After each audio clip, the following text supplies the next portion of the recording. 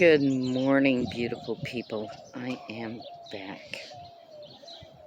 It's a beautiful day. It's a little cloudy.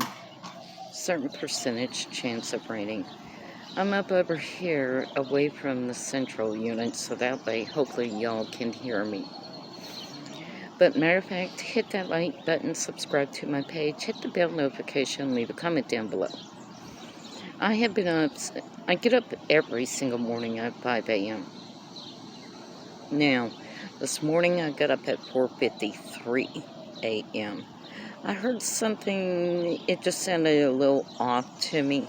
And then I looked up over there at my husband, and I noticed that he was actively having a grandma seizure. But this time, instead of being bent backwards, he was bent forwards, like he was trying to touch his head down to his knees. I don't know. And I noticed that his service dog that was laying down there by his feet, she had got up to move.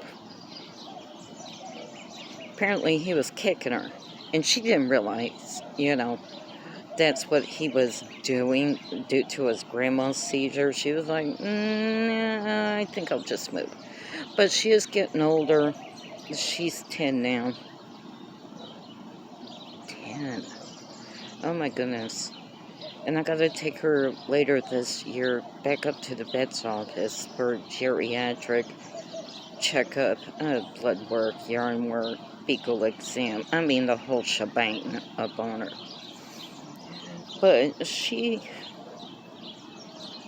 vet just loves her. I mean, any vet there at this vet's office just absolutely loves her. The previous vet that we had for her up there at the vet's office loved her, especially when he found out that she's border collie and red heeler mix, but he just loves heelers, and he was just so in love with her.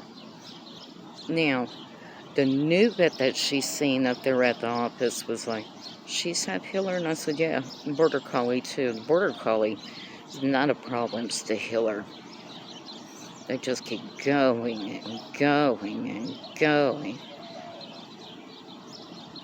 They don't stop. But she was like, she looks darn good for 10 years old. I was like, doesn't she? And keep her active each and every day. Each and every day. She's a good girl. Aren't you, sweetie? You a good girl? Who's the good girl? She's out here with me. She's looking around, scoping the yard like, okay, what can I herd up into the corner? No herding allowed. Apparently, the last time she did that, she got kicked. Well, what do you expect when you're trying to herd a draft mule up into the corner that's already hitched to the wagon? Yeah, you're going to get kicked. And apparently, she had hurt her hip. So now she's on some anti-inflammatories for the next 30 days. But that's beside the point. But let's talk some more about these seizures. My husband had almost went 2 weeks without having a seizure up in his sleep. Almost. This Sunday, April 21st, would have been 2 weeks. Well, I can't complain. At least one day without an active seizure is a good day. But I gave him his meds a little while ago, so he's sleeping again. After he comes up out of a seizure, he's tired. It short circuits his brain, and it takes some time to rewire and heal.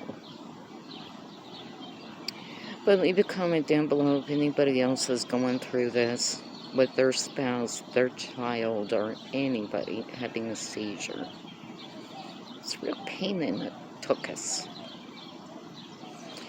And his service dog is like, I'm not going down there by his feet. No more. When he starts having them now, because a while back he had kicked her so hard when he was having a seizure. Okay. And I know he can help it, his feet and hands and everything just get to going. But she yelped. That was a while back. This time she just looks like, okay, and she'll start to walk off, real cautiously. And, because his feet do go flying when he's having a seizure. But this time she just turned around and looked at him like, hmm.